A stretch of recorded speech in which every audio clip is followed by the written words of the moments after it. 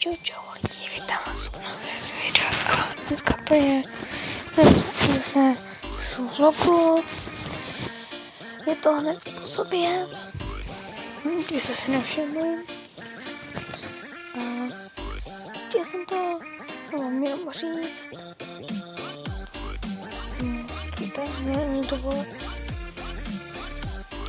že bych nám točil s klukama nějaký prank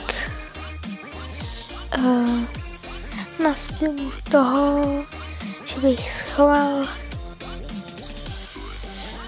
kámošovi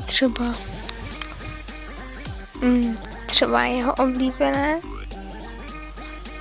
třeba jeho mobil a on by z toho šílel tak, že by ho hledal. Nebojte, nebude to nahrané. A toho se dočkáte až někdy později. Taková informačka. A tohle bude asi z toho všechno. Co vám líbilo? Jenom to je takový vlog. Informačka. V jednom videu. Co mohlo být teďka.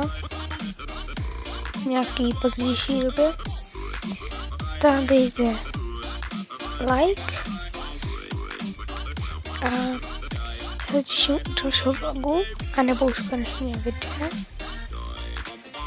A čus.